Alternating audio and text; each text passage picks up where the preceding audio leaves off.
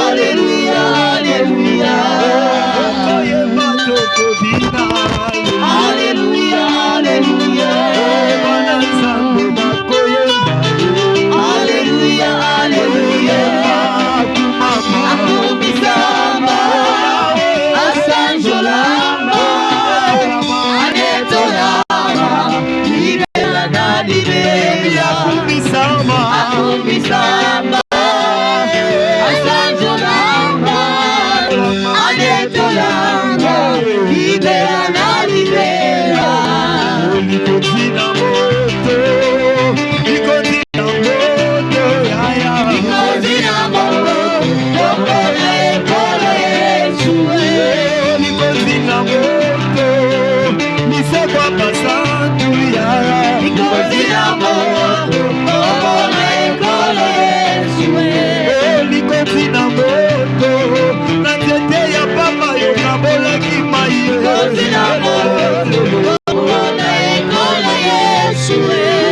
Nikotina moto, na potopoda papa yomolisa mavembe. Nikotina moto, ekolo Yesu. Nikotina moto, na libanga ya papa yomolisa Goliathi. Nikotina moto, ekolo Yesu.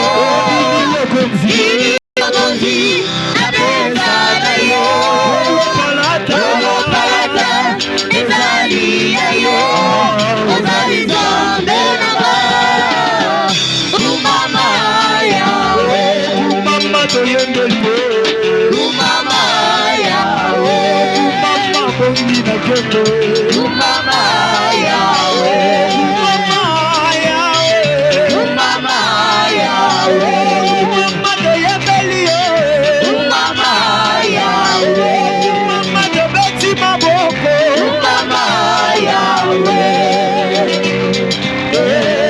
Lobo Sunginama, Ezayo Papa, Eliganamba, Zekainayo, Sunginama, Ezayo Papa, Eliganamba, Zekainayo, Ezayo Menama, Mama Yahweh, Kolo Yesu Kumama, Yahweh Mama, Kolo Yesu Kumama Yahweh, Yahweh Kumama, Obeti Babo Kumama, Kumama Yahweh, Kumama, Kolo Yesu Kumama Yahweh, Obeti na Pema, Kolo Yesu Kumama, Kumama Yahweh, Kumama, Kolo Yesu Kumama Yahweh, Yahweh Kumama, Elobe Abana Kumama, Kumama Lele, Kumama, Kolo Yesu Kumama Yahweh, Kumama Yahweh, Kumama Yahweh, Kumama Yahweh, Kumama Yahweh, Kumama Yahweh, Kumama Yahweh,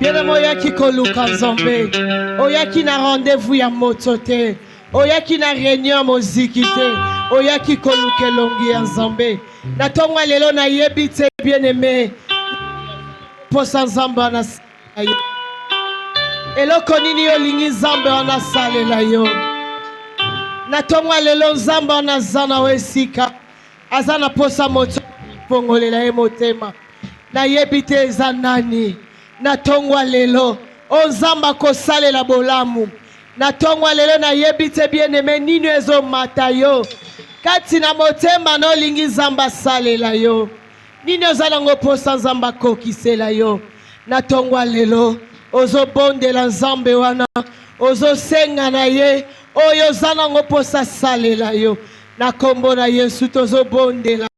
Éternel Dieu tout-puissant, Nzamba bilaka, Nzamba wakosaka motote, Jésus, Nzamba lobaka bopeli kambo ekomi. Tu es le Dieu qui appelle à l'existence des choses qui n'existaient pas. Azanzambo balonga kayete. Epaina yo Seigneur. Nini etungisaka yo likambo nini oyelelisaka yo bien-aimé ntango nyonso olelaka soki okanisi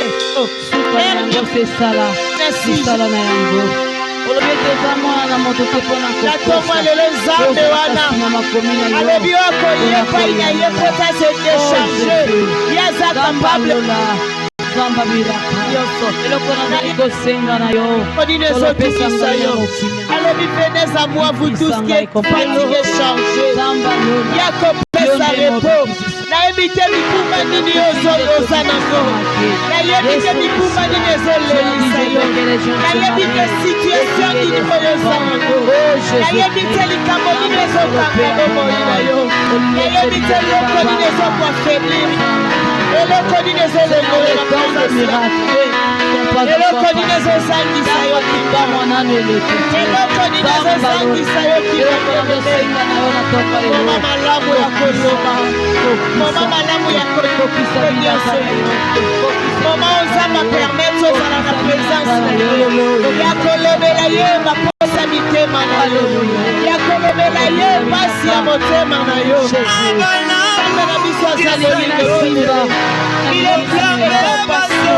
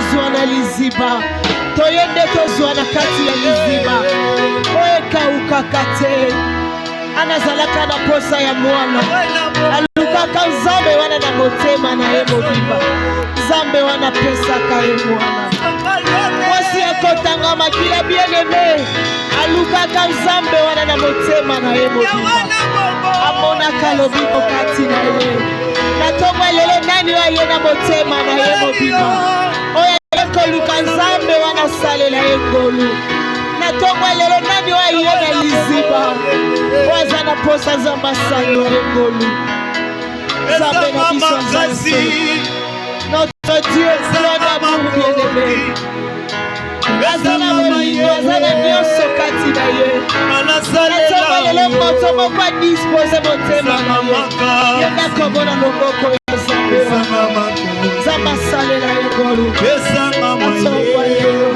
nzambe anasalela ye ngolu nzambe anasalela libota na ye ngolu nzambe anasalela mama na ye ngolu yebima banzo Esikala suki Wanadeyo bangi Esanga makasi Esanga makoki Esanga mayele Kana sale Esanga makasi Esanga makasi Esanga makoki Esanga mayele Kana salela yo Esanga mokema Oyebi mabanzo Esikana suki Esikana suki Wanene obani Seki makasi Esanga makoki Esanga mayele Kana salela yo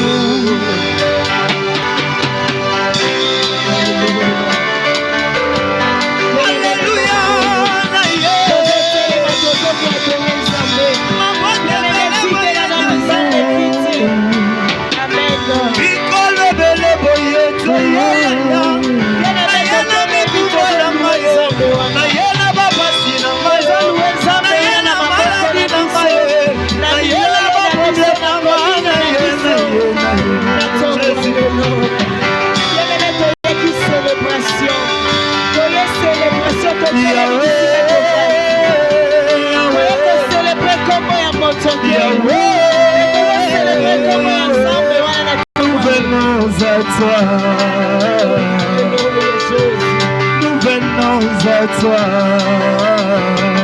Oh Yahweh, Yahweh, Yahweh, Yahweh, Yahweh, nous venons à toi. De ma famille, Jésus me voici. Nous venons à toi. De ma famille, Jésus me voici. Nous venons à toi. De mon ami, Jésus me voici. Nous venons à toi.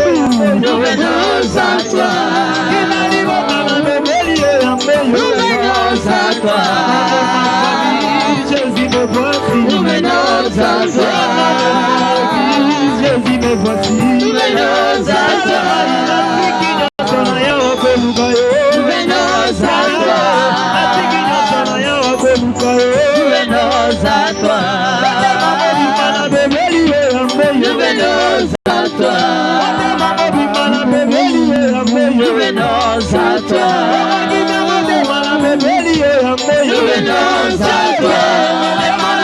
Sanduku makambo, nous-venons à toi. Sanduku milele, nous-venons à toi. Sanduku makambo, nous-venons à toi. Sanduku milele, nous-venons à toi. Nous-venons à toi.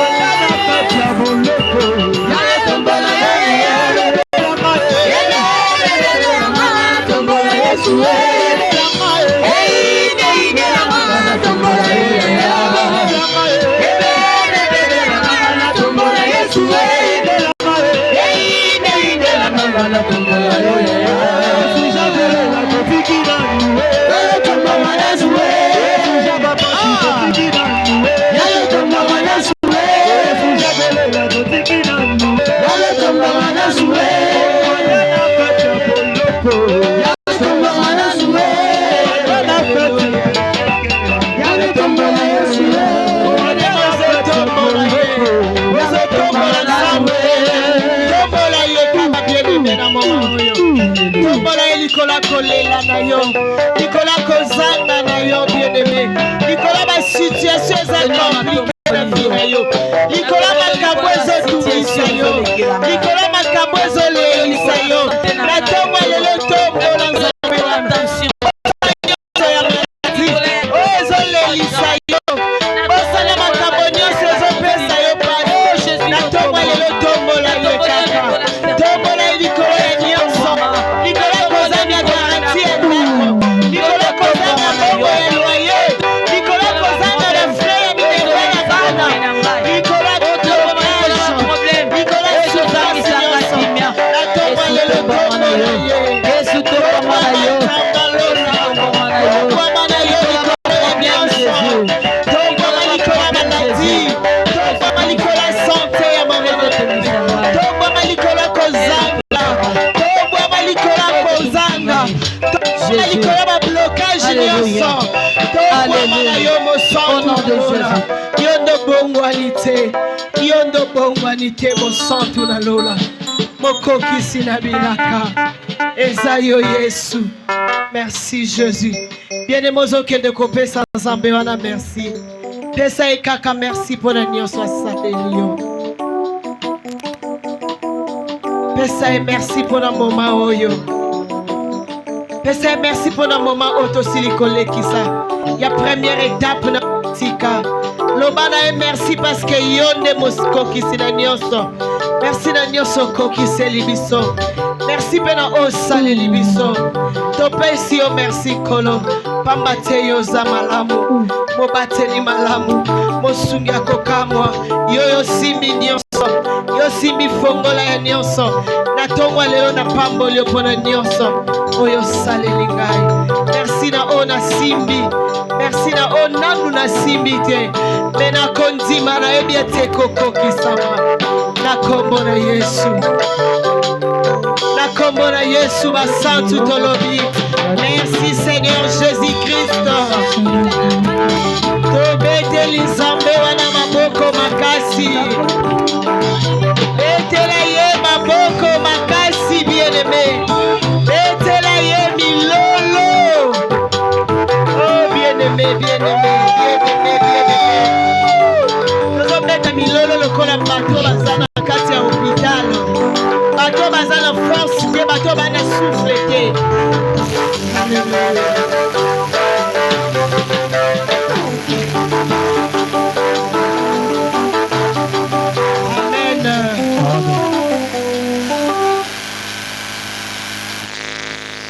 Merci beaucoup. Alléluia. Amen. Amen. Amen. Merci beaucoup. Tokomi na moment na biso ya ba témoignage. Comment toyoka ka ba témoignage. Wana tozobenga mama na biso, meme na biso azotelema. Akopesa témoignage.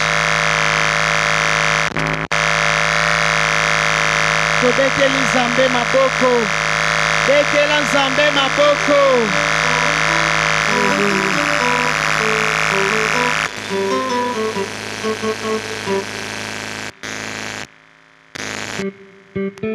Amen.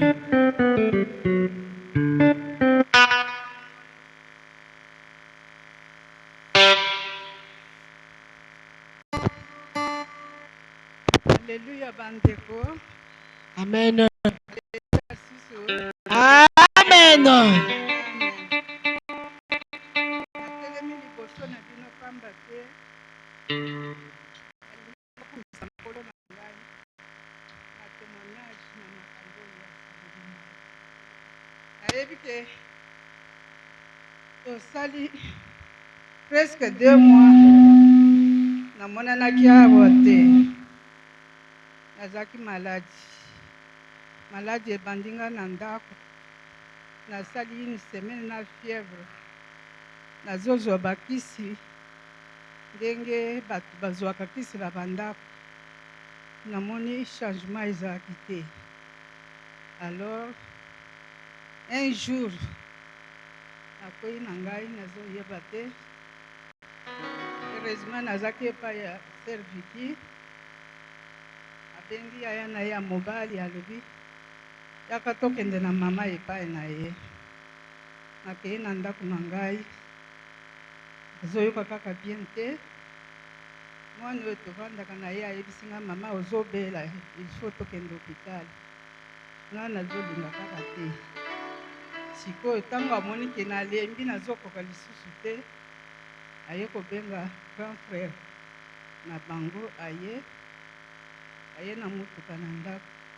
Mama tokende hôpital, nga lobi te, nakende hôpital te. Tokende hôpital, nga nakende hôpital te. Allez,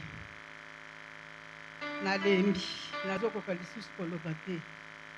Batuni nga tokende hôpital wapi? Nga nalobi tokende na Pax te. Tozomema yo na Ngaliemu. Nga nalobi nakende na Ngaliemu te. Bomema ngai na hôpital ya pembeni.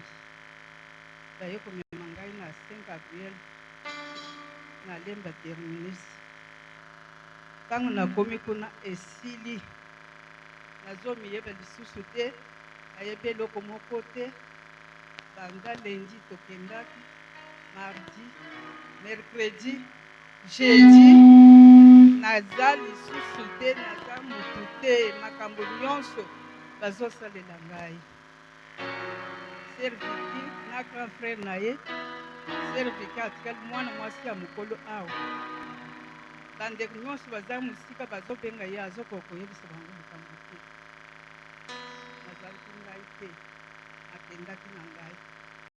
mokolo tokotaki hôpital na lengi vendredi nde na bandi koyoka naza moto. Heureusement mama moko tozaka na ye na ndako, mama wana Nzambe apambola ye mpona mosala oyo asali na nzoto na ngai.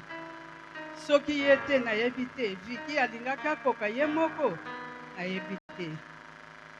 Alors alesi ngai, asokoli ngai, alatisi ngai bilamba nyonso, nabanda kobebisa. Nazomiyeba te bandeko, nazokumisa Nzambe. Lokola nakomi liboso na bino, nakumisi ye, nakumisi ye.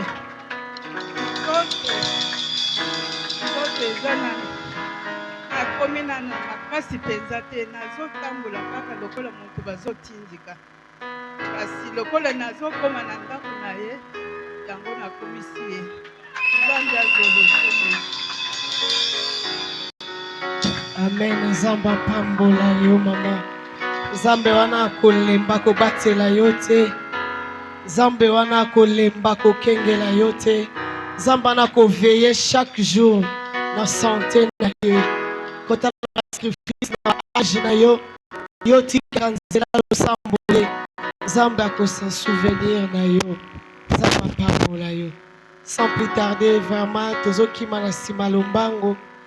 Na tango na biso totelemi tozo louer Nzambe elongo na bayembi mbala moko topesa nga bakombo vraiment bolimbisa ngai par rapport ya temps na biso moyena lekisa lisusu ezali te. Tozo telema bien-aimé, tozo kumisa Nzambe, tozo yembela ye, tozo binela ye. Toyaki ko célébrer Nzambe wana na esengo, ba yembelaka Nzambe na esengo, babinelaka ye mpe na esengo. Bosana nyonso etungisaki. Amen.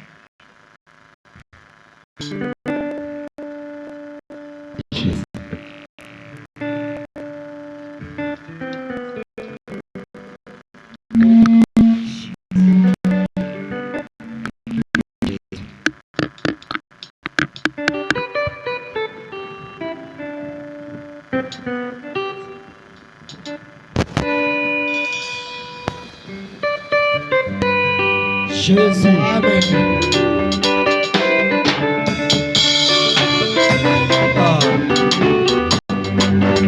Il est le même, il est le même, hier, aujourd'hui, il est le même, Jésus, il est le même, il est le même, hier, aujourd'hui, il est le même, éternellement. Oh Jésus le même, il est l'unique, hier, aujourd'hui, il est le même, éternellement. Jésus, il est le même, il est le même, hier, aujourd'hui, il est le même, éternellement. Il a guéri Bartimée, il a ressuscité Lazare, hier, aujourd'hui, il peut le faire encore dans nos vies. Jésus, il est le même, il est le même, hier, aujourd'hui, il est le même, éternellement. Je veux chanter pour Jésus, il est le roi, dans ma vie de tous les jours, il est le roi, sa victoire m'appartient. Désormais, avec toi Jésus, je règne à jamais. Je veux sauter pour Jésus, il est le roi, dans ma vie de tous les jours, il est le roi, sa victoire m'appartient. Désormais, avec toi Jésus, je règne à jamais. Encore, je veux crier pour Jésus, il est le roi, dans ma vie de tous les jours, il est le roi, sa victoire m'appartient. Désormais, avec toi Jésus, je règne à jamais. Kembo, alléluia. Kembo, Kembo, Kembo, Kuna Nazule. Kembo, alléluia. Alléluia.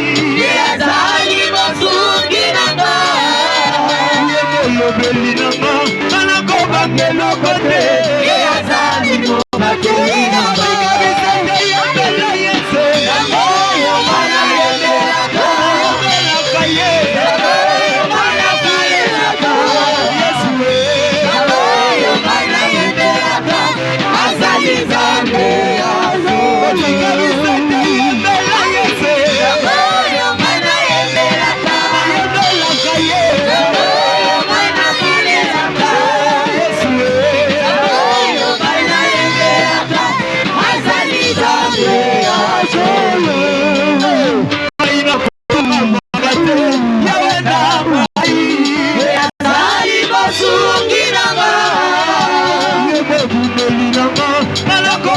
lokote azali mobateli nanga ata mapasi ata minyoko malatinga mana ye azali mozungi nanga ye molobeli nanga nalakobange lokote azali mobateli nanga bisote yembela yese oyo mana yembelaka yembelaka ye oyo mana falelaka yesu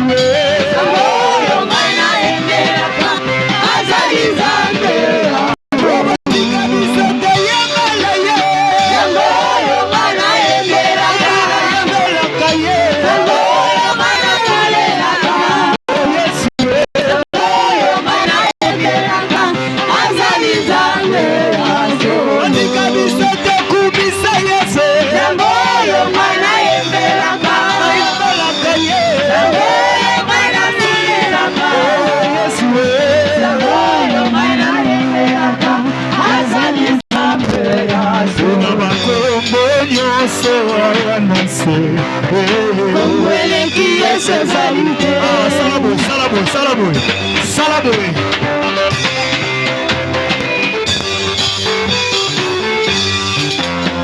Nabakombo so awana se. Nabakombo so awana se.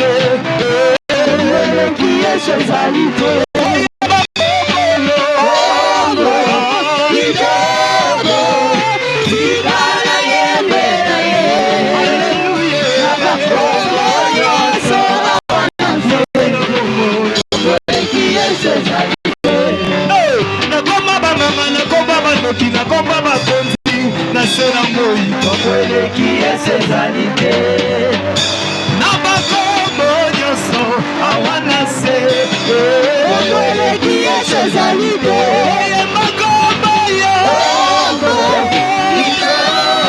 yesu ayikala yembele amalakembo nyonso awana se tokweleki esezalite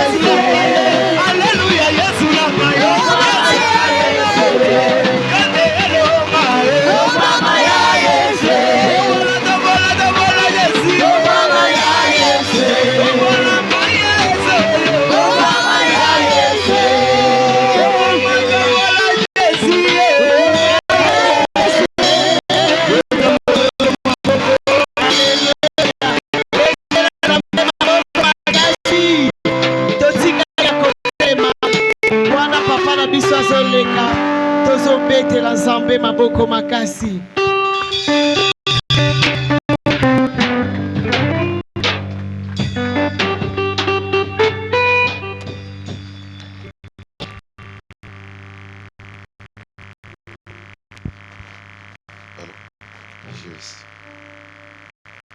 Seigneur Dieu Tout-Puissant, Père de gloire, Père de bonté, le Dieu qui règne impossible.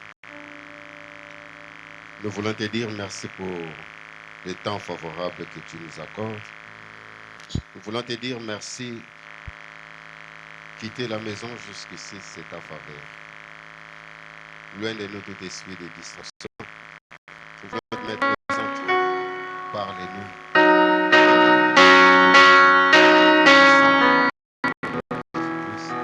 Que j'ai ici, l'Église nous disons tous. Amen.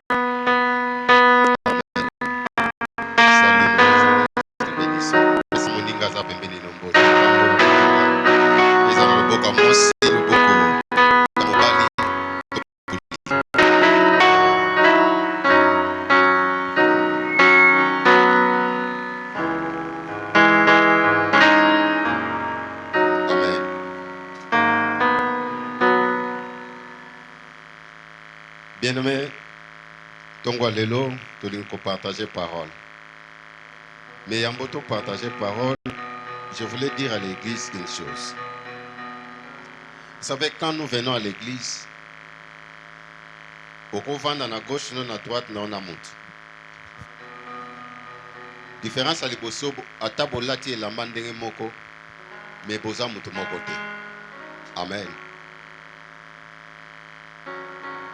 Ndenge ka bovandi, tuna na moninga na côté, c'est alia qui na tongo. Non, ça là sincère, hein. Bozo comprendre que mutu na réponse. Mususa royebisi oke nazaki ne lokote. Mususa royebisi oke na mela kati. Mususa royebisi oke nazalaki pressé. N'est-ce pas? Cela veut dire quoi? Chacun de nous a ses problèmes. Du fait que mutu na mutu a un problème na ye. Le sambo pen église, il y a eu qu'on dépendre de na mutu mususu. Ça veut dire ta façon de prier, c'est par rapport à la grandeur de tes problèmes. Il fait que tu as un problème de mon côté. Dans cette église sur le Samboza, dans la logique, le modérateur ne peut pas dire à quelqu'un mets-toi debout. Alléluia. Ça veut dire Moutouna Moutou, il faut aya. Dans la décision, moko akolobake. Nga lelo ndenge na kei di kambonanga réponse nango ezalelo. Amen.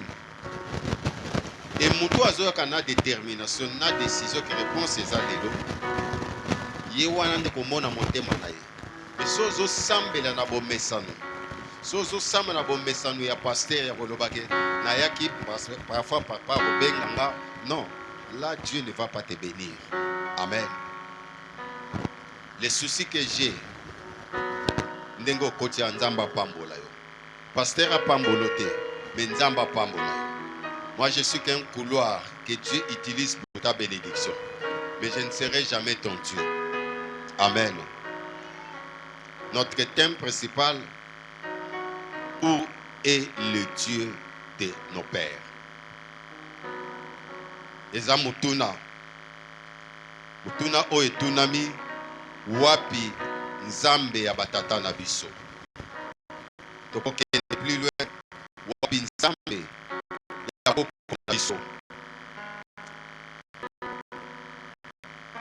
Je dis à l'église,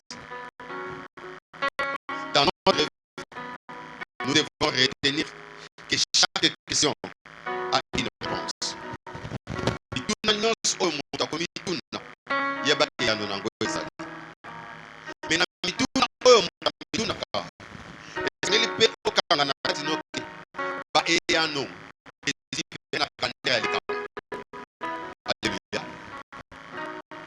Ezana makambo oyo mwana a posé yanonango ezana maman to na papa. Amen. Ezana makambo pe oyo mwasi a posé azo s'attendre réponse na mobali na ye. Pe ezana makambo mobali azo zela pe mwasi a pesa réponse. Amen. Pe makambo sous société ko pesa réponse. Mais je dis à l'église, il y a des situations que seul Dieu peut répondre. Amen. Est-ce que nous avons le bateau baza awa? Posananga ezana te ya bateau balobaka meno ezotelema. Bateau ba utaki ndako po yo kandeli loba. Vous savez, il faut oboya diable avant de la yo. Atia yo lourdeur. Amen. Il y a des questions que tu peux te poser. Durant ta vie, sache qu'il n'y a qu'une seule personne qui peut te répondre. Celle, c'est qui? C'est Dieu qui peut te répondre. Il y a des questions que l'argent peut répondre. Mais sache qu'il y a des questions, l'argent n'a même pas le pouvoir de faire quoi? De répondre. La réponse à tous nos problèmes dépend du pouvoir et l'autorité de la personne qui peut répondre. Or, le pouvoir et l'autorité de l'homme est limitée. Vous pouvez aussi avoir le pouvoir et l'autorité de résoudre les problèmes, Mais il y a des problèmes que l'argent, l'autorité, le pouvoir ne peut jamais répondre. Face à la mort, c'est seul Dieu qui peut répondre. Face à la mort, vous pouvez avoir beaucoup d'argent. Okozana libota oezana makoki nyonso. Ozana ba moyen kokena ba hôpitaux oyo. Minganga ya solo bavandi. Obaza pe na makoki ba longola yo ba mema yo na bamboka musika. Amen. Mais sache, je te dis que l'argent ne répond pas à tout. Et l'argent ne résout pas tous les problèmes. Moi, j'ai vu les gens qui ont cancer. Nambongo nyonsa ko soigner. Mais à tiki vie parce que mbongo et koka ki ko soigner été. Mais na mona pe mutu na cancer. Mbongo e bikisi été menzamba bikisi. Na mona mutu oyo mabote zate va koti bisika nyonso menzamba pesi mwana. Parce qu'il y a des situations que le pouvoir et l'autorité de l'homme est comment? Limité. Alors quand tu vis, sache une chose. Pas problème ou parfois ils ont la réponse na bateau. Parfois ils ont na maboko bateau te. To yina bateau ebele na vie, to déclasser bateau ebele parce que ba remplacer ba nzambe na babisika na biso. Parce que dans ta tête tu mets seulement quoi? Que c'est un tel, parce qu'il a des moyens, c'est lui qui va résoudre mes problèmes. La personne qui a des moyens a aussi des problèmes comme toi. Yozo luka $10. Mais zana mutu musu azana $100 na maboko. Mais problème ou azana ngwezo senge $300. Yoko mone na 100. Olobi ka azana mbongo. Mais yé koto lo samune zake mbongo nange koka 300. Pour résoudre les problèmes. Na yo muta 10, na muta 3 sabino bale bozaka na même problème. Alléluia. Yango zo mona pe muta mbongo ake defa. Muta koza na mbongo bazoya ko senge pe nini nyongo. Alléluia. Et thème na biso tolobi, où est le Dieu de nos pères? Vous savez, les questions viennent dans nos vies quand nous sommes bités à une réalité. Au cause à moi, tu crains Dieu, tu marches à la crainte de Dieu. Mais il y a des questions où il faut trouver réalité moko et na vie na yo. Oyo mitunaka, na bangaka, na futaka dim, na salaka lili. Mais problème est outa wapi. Et de telles questions parfois réponse aux wakate.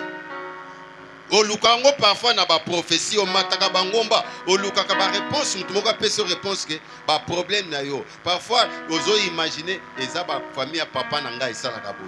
Parfois toutes ces questions, toutes ces réalités combattent déjà ta foi.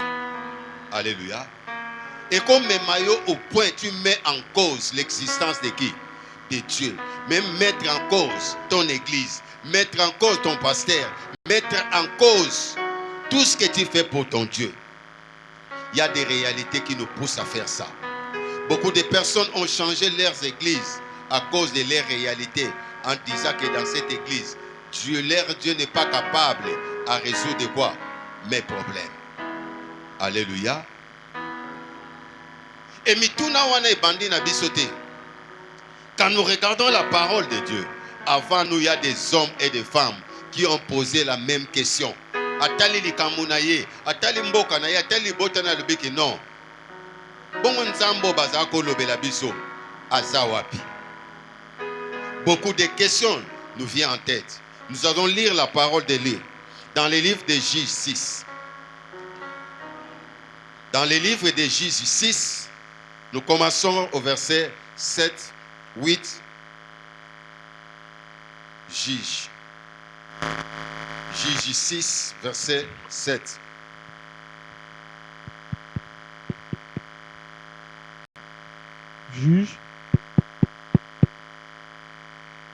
Juge 6. Chapitre 6. Verset 7. Le verset 7, je donne son nom, Jésus. 7, 8. Alors, lorsqu'un des enfants d'Israël crièrent à l'Éternel au sujet de Madian, Israël bandiko kanga epa na nzambe na likambo etali ba mandia bazako bundisa bango. L'Éternel envoya un prophète d'Israël. Kolo atindaki mosakoli na bana Israël. Il leur dit, Ayebisaki bango. Ainsi parle l'Éternel, Dieu d'Israël. Nkolo Nzambe ya Israël alobi boye. Je vous ai fait montrer d'Égypte. Ngai nde mutu nabimisaki bino na bowumbu na Egypte. Et je vous ai fait sortir de la maison de servitude. Ngai nde nabimisaki bino na ndako ya bowumbu. Je vous ai délivré de la main des Égyptiens. Ngai nde nakangolaki bino na maboko ya baEgyptiens. Et de la main de tous ceux qui vous opprimaient. Na maboko ya bato nyonso bazalaki komonela bino. Je les ai chassés devant vous. Nabenganaki bango liboso na bino. Et je vous ai donné leur pays. Napesaki bino mboka na bango. Je vous ai dit, Nayebisaki bino. je suis l'Éternel, votre Dieu. Nga nazali nkolo nzambe na bino. Vous ne craindrez point les dieux des Amoréens, Bino bokobanga banzambe na bango te. dans le pays desquels vous habitez. Na mboka oyo bino bozali. Mais vous n'avez point écouté ma voix. Bino boyokaki mongongo na nga te. Continue. Puis vint l'ange de l'Éternel, Pe mwanzo ya nzambe aye. et il s'assit sous le térébinthe d'Ophra, Avandi na ngwende oyo bapesaka likabo. qui appartenait à Joas, Oyo ezalaki ya Joas de la famille d'Abiézer. na famille ya Biazar. Gédéon, son fils, Gédéon mwana na ye. battait du frottement, du froment au pressoir, pardon, Gédéon azalaki kosala pate pour le mettre à l'abri de Madian. po abombango bamandia bamona yango te. L'ange de l'Éternel lui apparut et lui dit, Mwanzo ya nzambe abimeli ye alobi boye. l'Éternel est avec toi, Nkolo aza na yo Gédéon. vaillant héros. Yo mobundi molongi. Gédéon lui dit, Gédéon ayebisi ye. ah mon Seigneur, Nkolo. si l'Éternel est avec nous, Soki nkolo yango azalaki na biso. pourquoi toutes ces choses nous sont-elles arrivées? Mpo na nini makamba boye ezoyela biso? Et où sont tous ces prodiges que nos pères nous racontent? Wapi bikamwa oyo bapapa na biso bazalaki kobetela biso lisolo? Quand ils disent, Ntango bazalaki koloba. l'Éternel ne nous a-t-il pas fait monter hors d'Égypte? Nkolo wana abimisa biso na mboka Egypte. Maintenant, l'Éternel nous abandonne Tala sikoyo ye atiki biso. et nous livre entre les mains des mendiants. Pe apesi biso likabo na maboko ya bamandian. L'Éternel se tourna vers lui et dit, Nkolo atali ye alobi. va avec cette force que tu as Gédéon kende na bitumba na makasi oza nango. et délivre Israël de la main des Kende mendiants. kokangola Israel na bokangami oyo ya bamandian. N'est-ce pas moi qui t'envoie? Ngai nde nzambe nazotinda yo. Eza ngai te nzambe nazotinda yo. Gédéon lui dit, Gédéon alobi. ah mon Seigneur, Nkolo. avec quoi délivrerai-je Ngai na Israël? nini yango nakokende kobimisa bango na bitumba? Voici ma famille est la plus pauvre en Manassé. Tala ka libota na nga. Eza libota oyo eyebana te grife te. Eza plus pauvre na mboka Manassé. Et je suis le plus petit dans la maison de mon père. Pe na libota na biso. Ngande mwana suka. L'Éternel lui dit, Nkolo ayebisi ye. mais je serai avec toi Ngai nakozala na yo. et tu battras Madian comme un seul homme. Okolonga mandia lokola moto moko. Gédéon lui dit, Gédéon azongisi. si je trouvais grâce à tes yeux, Soki omoni ngolu liboso na yo, donne-moi un signe pour soki moi d'ici jusqu'à ce que je revienne auprès de toi, ayebisi kende mosika te tina zonga. que j'apporte mon offrande Nga napesa ofrande na nga likabo na nga. et que je la dépose devant toi. Nakitisa yango na makolo na yo. Et l'Éternel dit, Nkolo alobi. je resterai jusqu'à ce que tu reviennes. Nakozela ti tango koya. Amen. Amen. Est-ce que tu peux applaudir cette parole là où tu es? Bien-aimé, cette histoire, c'est des dialogues entre Gédéon et qui? Et Dieu. Mais il y a beaucoup de choses autres qu'on soutirait à Wanakat. Gédéon, c'était un enfant israélite qui était bien enseigné. Amen. Bateya Gédéon balobake, ce que bozo se souvenir na Pâques. L'enseignement Pâques na lobaki ke Pâques judaïsme balobaki basalango à perpétuité, n'est-ce pas? Baloba bosalango de génération en génération. Bobo banda ko yebisa mabota na bino ndenge nini nzamba kangolaki bango de l'Égypte ou en Israël. Alors Gédéon azalaki mwana azalaki beba teyaki ye. Ke na tangwa bakoko no ya batata na yo. Nzambe ya Israël akangola bango, abikisa bango, a délivra bango. Gédéon avait tous ses enseignements. Et Gédéon savait qu'il y avait un Dieu tout-puissant qui a délivré quoi? Israël. Il avait crié à ce Dieu-là. Mais arrivé face à une réalité, que bamandian batelemi bazo bundisa bango, pe bazo longa bango, pe babandi kokonza bango. Voilà la raison pour laquelle Gédéon a posé des questions. Où sont les dieux de nos pères? Wapi nzambo ba papa na biso bazalaki koyebisa biso. Soki nzamba ngo azalaki o abimisaki bango na Israël. Pona nini lelo asali nini? Atiki biso. De pareilles questions. Et la kayonanga. Alléluia. Tu as beaucoup des enseignements qu'on t'a enseigné sur la guérison, sur la délivrance, sur la paix. Il y a beaucoup des enseignements au bataille sur la bénédiction. Tu as accepté cette parole. Tu crois à cette parole. Mais il y a des réalités qui peuvent venir en face de toi, qui peuvent annuler cet enseignement et qui peuvent mettre en cause tous les enseignements que tu as. Alléluia. Il y a des réalités au qu'on vivre dans la vie. Et on a le baquet. Au qu'on banda kozala mutalo sam. Moi na piqué crise. Au qu'on bosse en prière. Parce qu'il y a une réalité en face de toi. Est-ce que je parle à quelqu'un? Cette réalité peut dire que Dieu n'existe plus.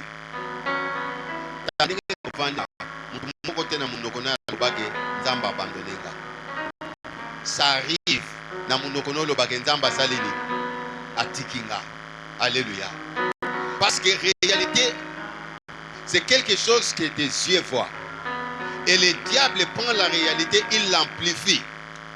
A comme ça nzambe mouké, mais a comme sa réalité comment? Mon néné. Et la réalité, tu peux sentir ça. Tu peux toucher ça. Tu peux vivre ça. Alléluia. Mais sache une chose. Seule la vérité de la parole peut changer cette réalité. Malgré la grandeur, la dimension de votre réalité, la vérité de la parole a le pouvoir de changer la réalité de ta vie. Oh, moi j'ai vu quelqu'un qu'on a appelé stérile, mais à un moment donné, bah, tu vas changer combo, bah, so bengue mama kingani. Ça veut dire qu'il avait cette réalité que Asa est combat, mais la vérité de la parole, le Dieu qui l'a cru, a changé cette réalité qui est combat et longwe. Alléluia. La réalité étouffe la foi. La réalité fait que la personne peut nier l'existence de qui? De Dieu.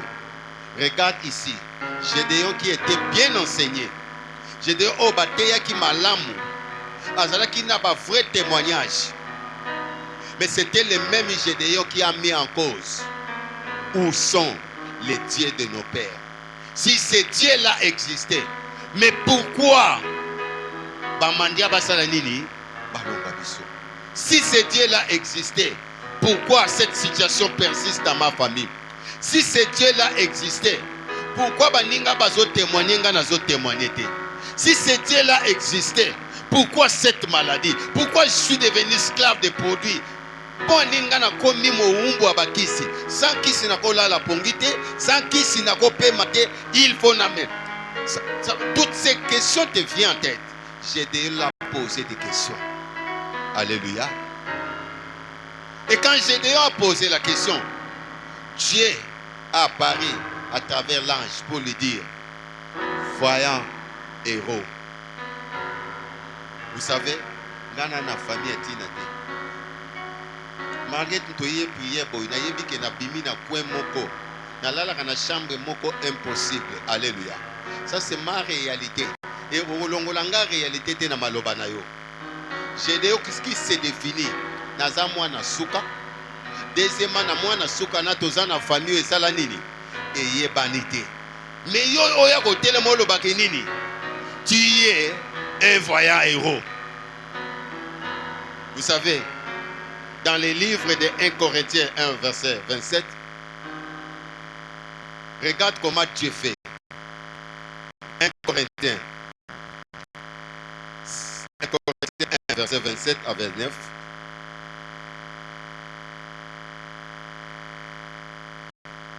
Un Corinthiens 1 27 à 29. 1 Corinthiens 1 du verset 27 au verset 29. La Bible dit: Mais Dieu a choisi ces choses folles du monde pour confondre les sages. Nzambe aponi biloko oyo eza ntina te mpo akonfonde bato ya mayele. Dieu a choisi les choses faibles du monde pour confondre les fortes. Nzambe azwaka eloko eza makasi te mpo akonfonde ba oyo eza makasi. Et Dieu a choisi les choses viles du monde et celles qu'on méprise. Azopona eloko oyo eza méprisé oyo babwaki. Celles qui ne sont point pour réduire à néant celles qui sont. Eloko eza na ekobota eloko te. Na kati eloko wana eloko ekobima te. Afin que nulle chair ne se glorifie devant Dieu. Po mutu moko te azwa lokumu na miso ya Nzambe. Amen. Bien-aimé, la Bible précise que le choix de Dieu pour utiliser quelqu'un, Dieu ne peut pas utiliser quelqu'un qui est fort. Parce que quelqu'un qui est fort, financièrement, matériellement, quand Dieu l'utilise, il va dire que Oyo nazwa kango na makasi nanga. Alléluia. Yango Nzamba lobi ke alokotaka eloko ezatina te apesi yango tina. Gédéon azalaki tina te. Gédéon azalaki na valeur te. Na miswa. Dans 1 Samuel 16, verset 7, la Bible dit: vous les hommes, vous regardez à ce qui frappe les yeux. Mais moi, je regarde où? Au cœur. Le choix de Dieu n'est pas le choix des hommes. Parce que Dieu lui-même dit: vous les hommes, vous jugez vos jugements, c'est par apparence extérieure. Mais Dieu regarde où? Au cœur. Ça veut dire Nzambe soka linga pona mutu ezana bolinga na yote. Eza teta parce que ça na français malamu po tanga non po Nzamba a utilisé mutu à sala ka choix par rapport à disposition ya cœur ya mutu. Regarde, on vient pour bénir, pour wende chez Samuel. Ba komi ba tuna papa bimisa bana. Papa comme lecture ya mutu eza libanda abimisi elea mpinga mobali parce que papa lobaki prophétie ezaki akokoma roi. Alléluia. Oyo peza na bombinga na Yesu akomi roi akokamba mboka. Alléluia. Msala Nzamba tali ya lobi te oyo te mususu azate balekisa bana nyos. E musala Nzamba tuni bana basili. Papa lobi ni basili na bango mais ezana moko ekutu atanga na ye mingi te ye abokola na ye nini banyama azape elengi asa mwana moke. Ça c'était l'homme. Alléluia. Mais l'homme de Dieu a dit ka nako déplacer te soki mwana wana sali nini ayete. Mais tant mwana yaki azokota bo l'homme de Dieu dit voici ce que Dieu a choisi. Ça veut dire Dieu a confondu le papa. Dieu est là pour confondre. Le problème n'est pas Dieu. Le problème de toi qui refuses que tu aies le choix de Dieu. Ce qui fait que tu refuses que tu aies le choix de Dieu, c'est votre réalité qui t'empêche à accepter que tu aies le choix de Dieu. Votre mental, il y a une logiciel qui est installé de dire que pour Nangyo et Lokamalunga et Kopimate. Vous savez, personne ne peut être béni si son mental est négatif. Les pamboli mon côté, même miracle mon côté, guérison mon côté, et koya na vie à mon côté. Ce qui mental na est négatif. La vraie bénédiction est d'abord mentale.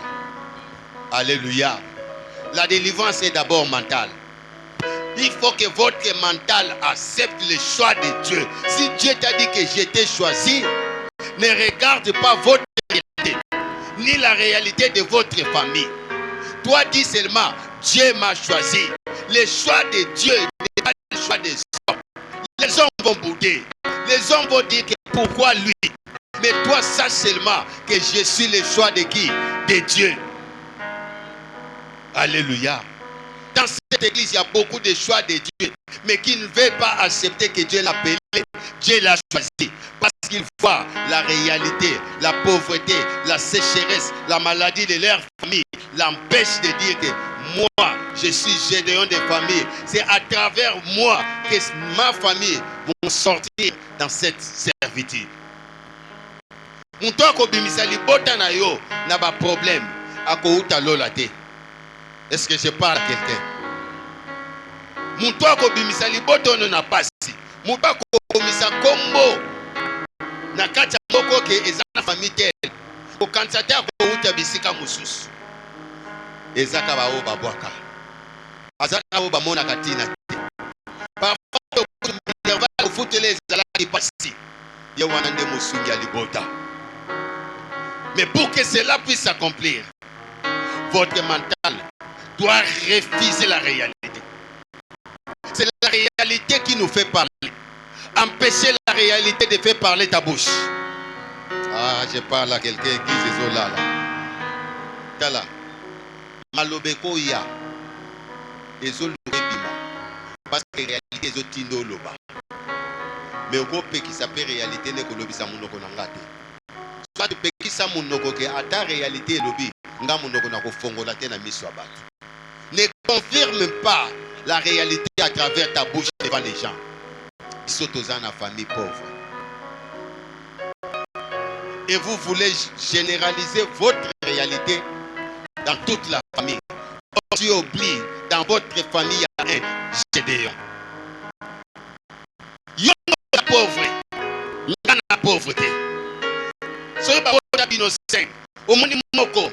Batabino ne se passe les alliés. Mais moko a déclaré si haut. Biso famille to ebate. Nga mutako bundelanga azate. Yoloba. Yonde oza pauvre. Yonde ozangi mutako bundela. Mais nga nazanga mokote. Nazape pauvreté na nzambe.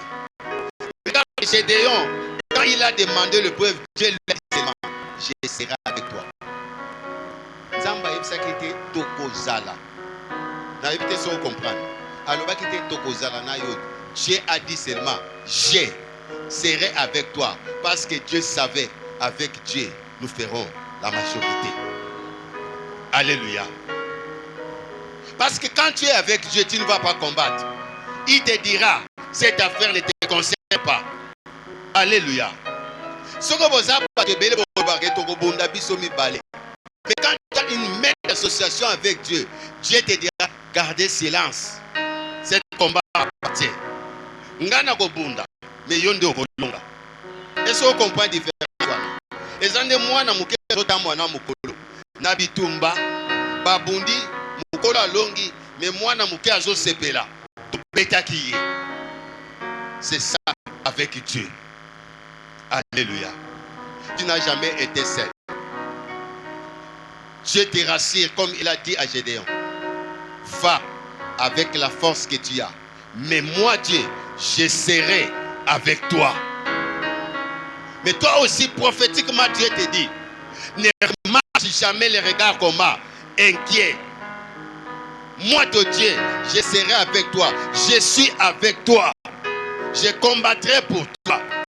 Ils viendront t'attaquer par une seule chemin. Mais ils fuiront par combien?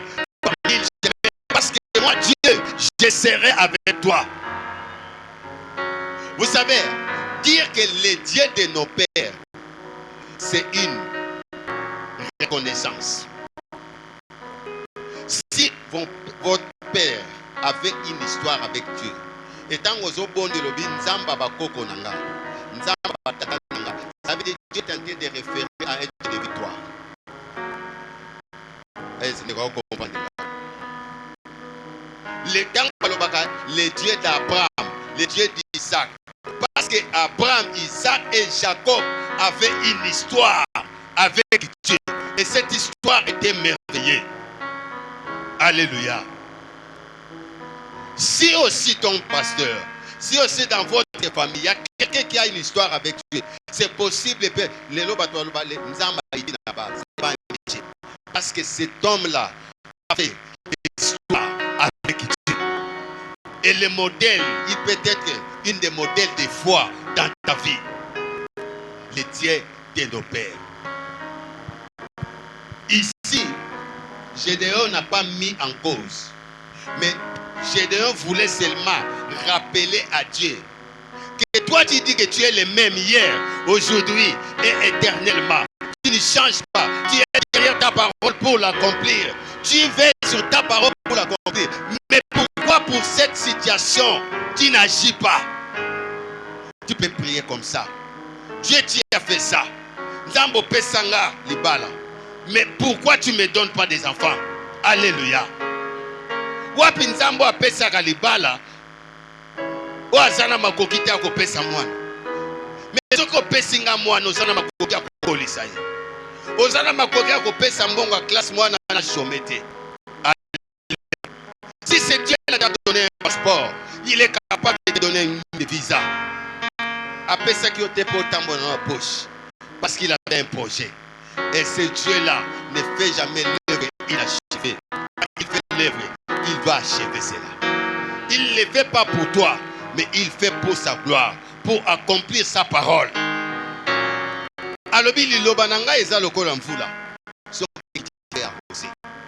Quand il a déclaré quelque chose pour toi,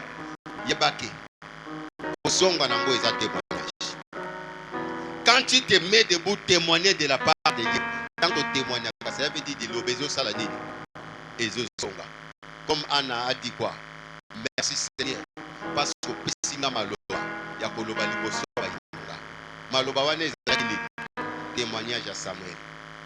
Donc, on est à l'Oba, à Tonga, à l'Obi Kanzambe, merci.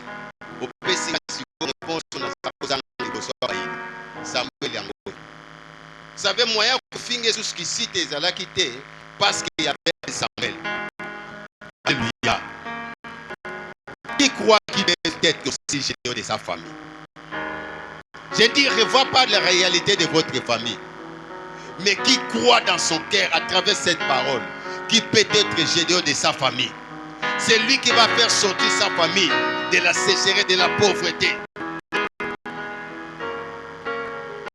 La Bible dit les jours de mon départ, qu'est-ce que les gens diront de moi?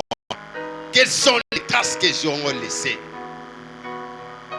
Et j'aime la foi de Gédéon. Quelqu'un qui était trop négatif. Alléluia. Mutu azalaki négatif, ezaka mutu azoyebisa nzambe ke telema wana zelana ke ezwa nini.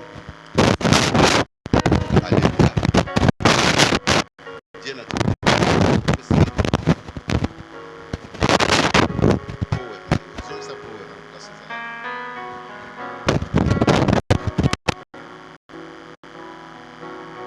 Vous allez excuser parce que beaucoup de personnes nous suivent. La bambo comme sous.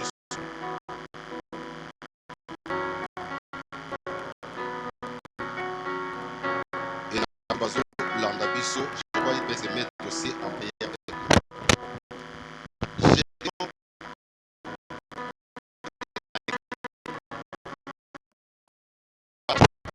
la parole a franchi à des salines. Il est entré dans l'église abattue. Quand l'homme de Dieu a déclaré au sortir de son visage le fiblé, le même. Si tu veux que Dieu puisse te visiter en écoutant la parole, quelque chose va toucher ton cœur. Quelque chose va chasser dans tes pensées. Et c'est là où tu peux dire, Dieu m'a visité. C'est là où quelqu'un peut dire, regarde les Nzambe Zadili, réponse n'a pas de problème. Si tu ne sens rien en toi, la parole amène quelqu'un qui est sorti de changer. Alléluia. Alléluia. Dis à quelqu'un qui est à côté de toi, Zala, généreux à l'Ibota. Est-ce que tu peux parler ça haute voix? Oba. Tu veux changer la langue loba. Yonde Gédéon libota na yo. Obele mamakasi. Pongone za des libota yo. Confirmer en ngoli, confirmer mon gars en face de l'autre. Yonde Gédéon libota na yo. Ba soit le mélange ba siré. Bueno, c'est un quand tu es jeune, tu as un souka. Tu as un famille. Tu as un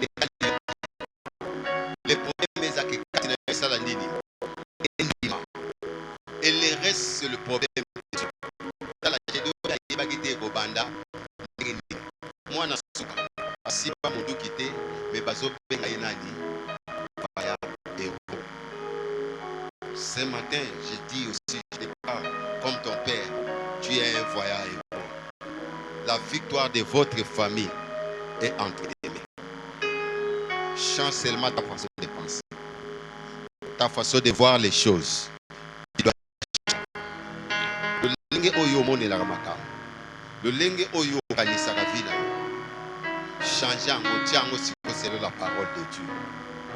C'est que les hommes disent, mais c'est Dieu qui profite. Ne t'appuie sur personne, ni dans bonga famille, ya papa, ya noko, ya nani, ndeko na poto, ne s'appuie sur personne, appuie sur Dieu.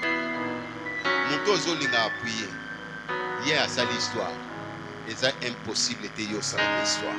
Quand ndenge à ça l'histoire, nzamba ko tombolo ko leka yi. Le problème n'est pas Dieu. Le problème, c'est ce qui est dans ta tête.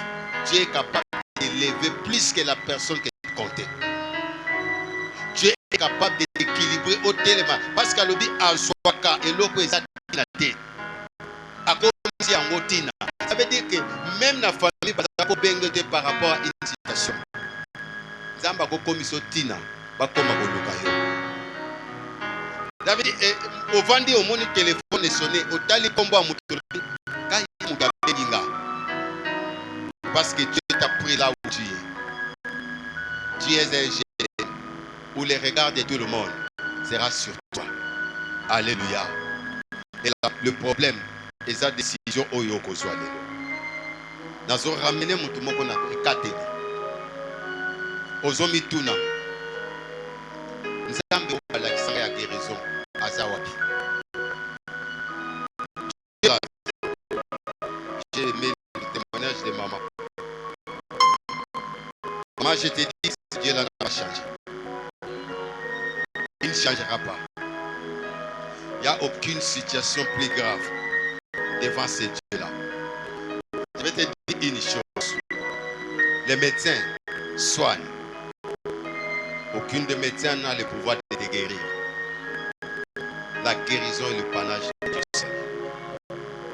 Quand il te guérit, cette maladie disparaît. Les gars, il faut que Bartimée a zonga qui suscité, nous t'a mis sur le coffre. On peut te donner les produits, tous les produits. Sache une chose, la guérison est entre les mains de Dieu. Parce que l'argent ne répond pas à tout. Les produits que tu prends ne répondent pas à tout. Mais les produits que tu prends en associant le nom de Jésus-Christ, c'est là où la guérison de Dieu peut se manifester dans ta vie. Je parle à quelqu'un. Le projet de Dieu est prêt de s'accomplir dans ta vie. Il a dit, il a formé le projet de paix, de bonheur, mais pas le projet de malheur. Vous savez pourquoi on commence par le projet de paix? Parce que la meilleure bénédiction de Dieu est d'abord spirituelle. L'homme s'attache aux bénédictions matérielles, financières. Mais je te dis ce matin, toutes les autres bénédictions na vie à mon tour, et vendent à l'écolo, il y a bénédiction spirituelle. La bénédiction spirituelle, c'est une bénédiction intérieure. C'est quoi? La paix, la joie et l'amour. Quand tu n'as pas la paix, même si tu as beaucoup d'argent, tu ne vas pas dormir.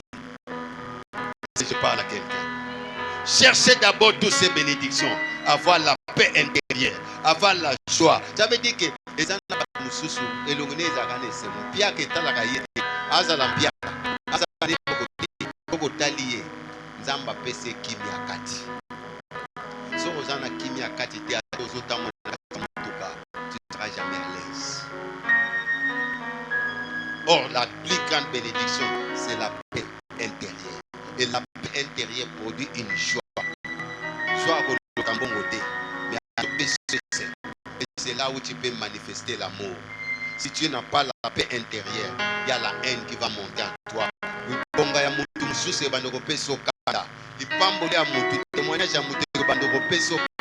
Pourquoi tu n'es pas béni intérieurement? Je crois qu'on va enseigner cet enseignement. J'ai béni l'église, j'ai béni là où tu es. Que Dieu bénisse cette parole. Et que Dieu puisse aussi vous bénir. J'ai béni le cœur qui a bien écouté cette parole. Cet cœur qui est capable de partager cette parole avec une autre personne. S'il y a un Gédéon qui peut pousser les cris de joie, je dis, je parle seulement au Gédéon. Vous savez, dans le Belabatunion, soki eza na batoma balingi na batia musa batoma babeta mabongo te na lobela ba Gédéon oyo baza na foi oyo baza bake oyo eza nga pe ekose manifeste maboko yango babetaka ndenge nini tobetela paster Gitem mokonzi eza na titi babetelaka ye maboko je crois tala ndenge obeta maboko boye soki tovanda miniti oyo bolobi ke Fati azokota à l'église moto nyonso akosali tala okobota esengo motema na yo ebota te okobanda koseka yo moko ata moto asekisi yo te okobota lisolo na bobimi ya kilita so moto abeteli te oyebi lelo tozalaki surpris bayebisaki mpe pase te mokonzi asalaki nini wana eza moto aza limité mais tu es devant le roi des rois, le président des présidents, le Seigneur des seigneurs, celui qui peut changer ton histoire, celui qui peut guérir, celui qui peut bénir, celui qui peut te protéger, celui qui peut t'élever. C'est ce Dieu-là, c'est Dieu qui peut changer ton histoire, le Dieu qui guérit, qui veille sur sa parole pour l'accomplir. C'est Dieu qui est là. Il est là. Il est là. Ferme tes yeux, il est là.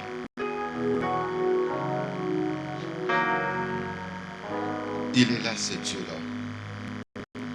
Si les gestes physiques sont fermés,